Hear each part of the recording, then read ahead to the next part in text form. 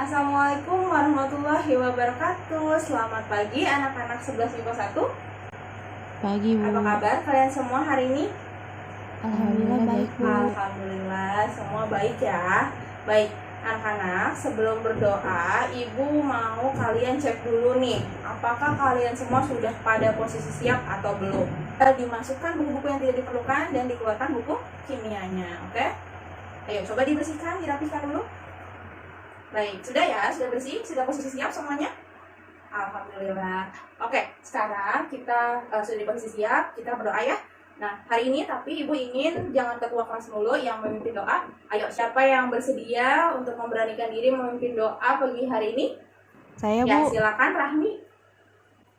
Berdoa selesai. Baik, terima kasih Rahmi sudah memimpin doa pada pagi hari ini. Nah, sekarang Ibu ingin cek daftar hadir kelas kalian terlebih dahulu ya. Oke anak-anak, apakah ada yang tidak hadir hari ini? Tidak ada, Bu. Tidak ada ya? Semua hadir semua? Alhamdulillah, semua sehat ya. Ini kita akan mempelajari tentang laju reaksi. Nah, tapi Ibu pengen tanya dulu nih, siapa tahu ada yang pernah menemukan fenomena laju reaksi yang mungkin kalian pernah lakukan di rumah. Siapa di sini yang pernah melarutkan gula ataupun garam menggunakan air bersuhu biasa? Coba. Jadi airnya tidak dingin, tidak panas. Adakah yang pernah? Saya, Bu. Banyak ya ternyata ya yang pernah. Nah, bagaimana sih proses itu terjadi? Apakah gula dan garamnya cepat melarut? Jadi siapa nih yang pernah melakukan hal tersebut? Ayo, Cindy, ya silakan. Kalau pakai air biasa lama, Bu, melarutnya. Tapi kalau pakai air panas atau kopi ke teh, dia lebih cepat. Good, oke. Betul ya anak-anak. Jadi dalam fenomena ini ditunjukkan bahwa kemajuan suatu reaksi terhadap suhu. Dimana ketika kalian melarutkan garam dan gula tersebut menggunakan air bersuhu biasa, maka reaksinya tidak berjalan dengan cepat. Tapi kalau misalnya kalian tambahkan suhunya, kalian larutkan ke kopi atau teh, maka dia akan cepat melarut. Sebuah reaksi itu sendiri juga pastinya memiliki sebuah tujuan, benar kan? Nah, dalam hal ini tujuannya adalah untuk mencapai kesetimbangan dan juga menghasilkan suatu produk. Sama seperti kita semua sudah melakukan reaksi nih, melakukan sebuah perubahan dan proses, di mana contohnya seperti hari ini kita datang ke sekolah untuk belajar, pasti semua anak punya tujuannya masing-masing. Misalnya, mungkin Bayu pengen membanggakan kedua orang tuanya. Nah, kalau mungkin Cindy pengen jadi anak yang cerdas, anak yang pintar, supaya bisa bermanfaat bagi lingkungan sekitarnya. Jadi macam-macam ya, semua anak itu punya tujuan untuk datang ke sekolah. Nah, supaya proses tersebut jadi cepat, efektif, dan efisien, gimana sih caranya? Nah, sama seperti laju reaksi yang tadi. Laju reaksi tadi dibantu dengan bantuan suhu. Sama halnya dengan di kehidupan kita dan proses belajar kita juga membutuhkan faktor tersebut. Seperti apa sih faktornya kalau di kehidupan kita? Contohnya seperti motivasi, semangat, dan juga dukungan sesama. Apa anak-anak? Kesimpulannya adalah dari fenomena ini kita bisa belajar bagaimana kita harus mengingat kembali tujuan kita apa dan termotivasi untuk mencapai tujuan tersebut. Jadi harapan Ibu, anak-anak juga pada pagi hari ini sudah termotivasi datang ke sekolah, ingin belajar. Jadi semoga semua anak-anak bisa mencapai tujuannya masing-masing. Oke? Baik anak-anak, seperti yang sudah Ibu katakan sebelumnya, hari ini kita akan mempelajari tentang laju reaksi. Gimana mekanisme belajar hari ini kita akan lakukan dengan penjelasan terlebih dahulu. Jadi Ibu akan memberikan pengantar laju reaksi terlebih dahulu. Kemudian nanti kita akan melakukan eksperimen, dilanjutkan dengan membuat pinboard dan diskusi dengan kelompok. Lalu kita akan berdiskusi bersama-sama. Oke? Bisa dimengerti ya? Nah, maka dari itu, karena banyak kegiatan yang akan kita lakukan pada hari ini, Ibu harap anak-anak juga dapat aktif dalam berpartisipasi. Tujuan dari pembelajaran hari ini adalah anak-anak diharapkan dapat menjelaskan fenomena laju reaksi, kemudian mengidentifikasi konsep dari teori tumbukan, dan mengidentifikasi faktor-faktor yang mempengaruhi laju reaksi. Baik, Ibu mulai dari definisi laju reaksi terlebih dahulu ya. Nah, pada istilah laju reaksi, kita temukan di sini ada istilah reaksi. Nah, kita akan membedah dulu nih, mulai dari istilah reaksi ini. Anak-anak, adakah yang tahu dan ingat apa sih reaksi itu? Ayo, coba diingat-ingat lagi, kita sudah pernah mempelajari reaksi kimia dan macam-macam reaksi kimia. Adakah yang tahu? Ayo, tunjuk tangannya, jangan takut salah, oke? Saya, Bu. Ya, silakan Mita. Itu proses perubahan dari reaktan menjadi produk, Bu. Nah, good Mita, sudah betul ya bahwa reaksi itu merupakan proses perubahan dari reaktan berubah menjadi produk. Sekarang Ibu ingin tanya lagi sama Mita. Apakah dalam reaksi itu jumlah dari reaktan dan produk itu akan selalu sama? Tidak, Bu. Setahu saya reaktan itu lama-kelamaan akan berkurang. karena reaktan akan berubah menjadi produk seiring berjalannya reaksi tersebut. Good, betul ya Mita ya, good point nih. Jadi betul seperti kata Mita bahwa dalam reaksi reaktan akan mengalami pengurangan dan produk akan mengalami pertambahan. Oke, di sini kita sudah bisa memetakan ya apa itu reaksi. Nah, sekarang kita lanjut pada istilah laju reaksi. Laju reaksi sendiri adalah perubahan konsentrasi tiap perubahan waktu. Jadi kalau ada laju, ada kaitannya dengan waktu. Di mana perubahan ini bisa terjadi pengurangan, pertambahan, dan lain sebagainya. Tapi dalam konteks laju reaksi, tinjau adalah pengurangan dan pertambahan suatu konsentrasi. Dalam laju reaksi ini, kita harus mengkaitkannya dengan waktu. Jadi apa? Dapat disimpulkan bahwa reaktan adalah pengurangan konsentrasi tiap satuan waktu dan produk merupakan pertambahan konsentrasi tiap satuan waktu. Bisa dimengerti ya? Nah, jadi dalam laju reaksi ini seperti dengan namanya, kita di sini menghitung dan juga mengamati kelajuan suatu reaksi, di mana kelajuan ini berkaitan dengan waktu ya. Laju reaksi juga punya persamaannya sendiri. Jadi persamaannya adalah dituliskan sebagai V sama dengan santa laju atau K dikalikan dengan konsentrasi reaktan A dipangkatkan dengan order reaktan A dikalikan dengan konsentrasi reaktan B pangkat order reaksi reaktan B. Seperti itu ya anak-anak. Nah, tidak perlu pusing, rumus ini nanti kita akan pelajari secara mudah di pertemuan berikutnya. Nah, dalam suatu reaksi kimia pasti didahului adanya tumbukan antar partikel. Coba diingat-ingat kembali, kita pernah mempelajari konsep tumbukan antar partikel ini. Nah, laju reaksi ini artinya berhubungan juga dengan teori tumbukan antar partikel. Untuk menambahkan visualisasi mengenai teori tumbukan dan kaitannya dengan laju reaksi, Ibu sekarang sudah menyiapkan video singkat untuk kalian simak. Nah, silahkan kalian simak dengan baik. Konsentrasi, fokus, jangan ada yang berbicara supaya semua bisa memahami dan menyimak dengan baik ya. Place the reacting particles must collide. But just because they do collide, it doesn't mean they will react. Now consider a reaction between two diatomic molecules AA and BB to give two molecules of AB. This can be represented by the equation.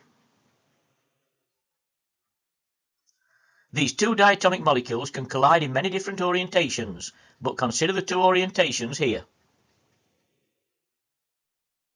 In orientation 1, the two diatomic molecules A2 and B2 are in the correct orientation to react.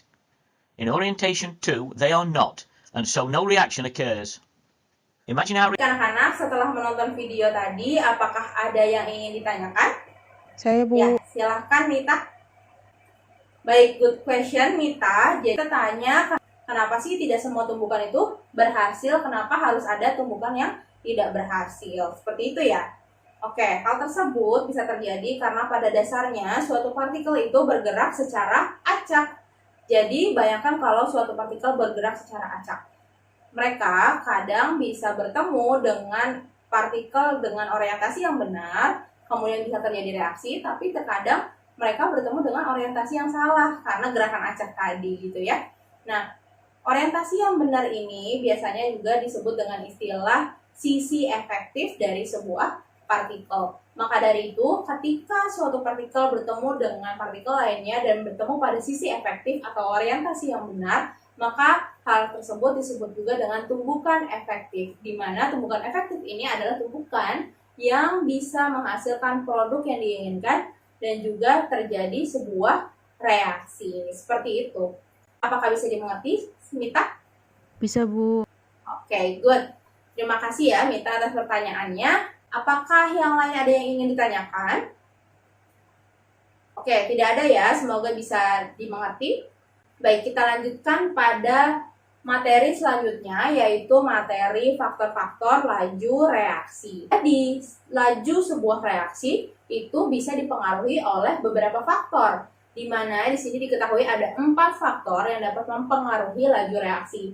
Ada konsentrasi, luas permukaan, katalis, dan juga suhu.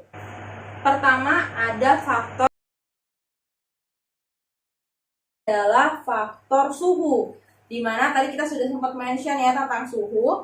Kalau semakin besar suhu dari reaktan, maka gerak partikel si reaktan ini akan semakin cepat. Kenapa semakin cepat? Karena energi kinetiknya semakin banyak atau semakin besar. Kalau partikelnya punya energi yang besar, maka dia akan semakin cepat nih bergeraknya. Kalau semakin cepat, maka kemungkinan terjadinya tumbukan dan tumbukan efektif akan semakin banyak. Dengan begini, reaksinya akan berjalan lebih cepat. Contohnya, gimana sih maksudnya energi kinetik itu? Nih, contohnya seperti ini. Misalnya Rahmi habis makan banyak nih ya, jadi dapat energi yang banyak. Nah, kalau Rahmi makannya banyak, dia punya banyak energi, biasanya Rahmi jadi lebih hiperaktif gitu ya. Jadi Rahmi lebih banyak ngomong, Rahmi lebih banyak gerak, dan lain sebagainya karena punya banyak energi. Begitu juga dengan partikel. Mana? Mudah kan? Udah mudah tentang 3 konsep laju reaksi ini. Kita selanjutnya akan melakukan eksperimen supaya kalian bisa membuktikan teori-teori yang tadi Ibu sudah paparkan. Oke? Nah, sekarang Ibu ingin kalian membentuk 4 kelompok dengan berhitung ya. Tolong berhitung mulai dari pojok kanan depan. Baik, kalau sudah dibentuk 4 kelompok, sekarang kita semua bawa jas laboratoriumnya, kita ke lab. Baik, karena kita semua sudah berada di lab, sudah pakai jas laboratorium semua ya. Berhati-hati dalam melakukan eksperimen kali ini. Ibu sudah siapkan lembar eksperimen, jadi di dalamnya sudah ada instruksi. Anak-anak, kalian sudah dibentuk 4 kelompok dan masing-masing melakukan eksperimen yang berbeda-beda. Kelompok 1 membuktikan pengaruh konsentrasi terhadap laju reaksi. Kelompok 2 membuktikan pengaruh luas permukaan reaktan terhadap laju reaksi. Dan kelompok 3 membuktikan pengaruh katalis terhadap laju reaksi, serta kelompok 4 membuktikan pengaruh konsentrasi terhadap laju reaksi. Nah, ini waktunya masih ada 7 menit lagi loh, tapi kok kalian sudah tidak kondusif ya? Ayo, coba perhatikan Ibu terlebih dahulu, jangan ada yang berbicara, jangan ada yang berisik. Oke, anak-anak, ini laboratorium, jadi tolong tertib. Oke, sekarang kita konsentrasi dan fokuskan lagi. Ikuti gerakan Ibu ya, ikuti gerakan fokus. 1, 2, 3, fokus. Apakah menyatu kedua jari telunjuknya di atas kepala tanpa melihat? Nah, kan masih ada yang belum. Ayo, 1, 2, 3, fokus. Oke? Sudah fokus semua? Oke, sudah fokus ya. Nah, kalau sudah fokus semua, silahkan dilanjutkan eksperimennya. Anak-anak, waktu untuk eksperimen sudah habis, silahkan dirapihkan dan kita akan kembali ke kelas. Anak-anak, Ibu sudah siapkan pinboard di meja kelompok kalian masing-masing ya. Dan tolong membuat peta konsep menggunakan alat-alat warna yang sudah Ibu minta bawa ya minggu lalu. Jadi kalian membuat peta konsep, dihias di pinboard tersebut, kemudian sertakan juga data eksperimen kalian, bagaimana proses eksperimen kalian berlangsung, dan kaitkan juga dengan teori-teori yang tadi ingin dibuktikan ya. Baik anak-anak, sudah selesai? Oke, kita akan berdiskusi. Silakan nanti bergantian presentasi tiap kelompok. Gimana? Masih semangat kan? Kok gak semangat nih? Ibu udah nyiapin hadiah nih buat kelompok yang teraktif. Hadiahnya apa, Bu? Hadiahnya ada snack buat kalian nanti istirahat ya. Snacknya banyak, tiap anggota pasti akan dapat. Jadi gimana? Masih semangat? Masih, Bu. Baik, silakan presentasi. Siapa yang ingin presentasi terlebih dahulu? Baik, silakan kelompok 2. Kayaknya antusias banget ini. Ayo, silakan maju.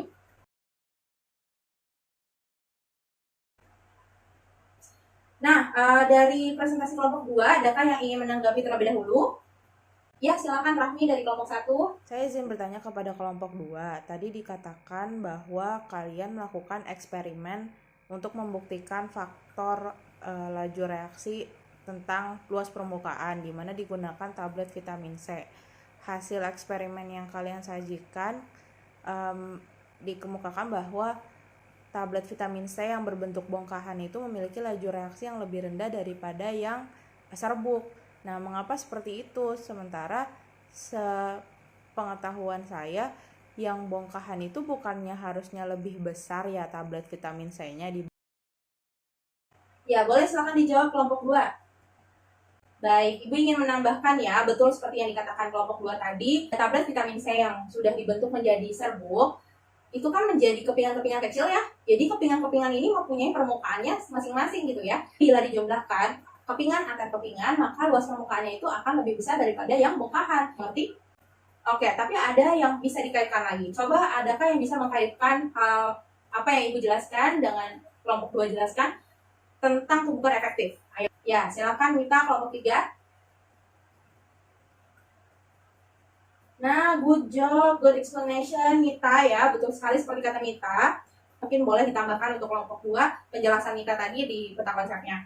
Lain ada yang ingin ditanyakan lagi? Baik, tidak ada ya. Oke, terima kasih kelompok 2. Silahkan kelompok lainnya presentasi ya. Baik anak-anak, terima kasih banyak atas partisipasinya dalam diskusi ini. Bagus sekali pinboard dan paparan setiap kelompoknya juga. Namun Ibu ingin menambahkan lagi ya, mengkoreksi. Tadi sudah dibahas oleh semua kelompok tentang teori tumbukan, tapi kurang nih membahas tentang teori tumbukan efektif. Jadi tolong ditambahkan dan dikaitkan tentang tumbukan partikel yang efektifnya ya. Kemudian coba untuk ada 2 kelompok ya tadi, kelompok 3 dan 4, sepertinya masih kurang nih visualisasi atau gambar tangannya ya. Jadi ditambahkan, dihias lagi supaya teman-temannya bisa tertarik untuk melihat pinboard yang kalian buat. Nah, untuk kelompok terbaik di hari ini berdasarkan keaktifan dan kekompakan serta penjelasan ilmiah yang bagus juga adalah kelompok 1. Jadi silakan ketua kelompok 1, ayo diambil snacknya ya. Silakan siapkan gadgetnya anak-anak dan masukkan kode quiz di sini. Kita games quiz, jangan tegang. Ini games quiz aja, tapi Ibu ingin tahu seberapa jauh kemampuan kalian dalam memahami materi pada hari ini ya. Baik anak-anak, kita sudah melakukan banyak kegiatan, sudah quiz juga, dan alhamdulillah ternyata anak-anak sudah mengerti ya.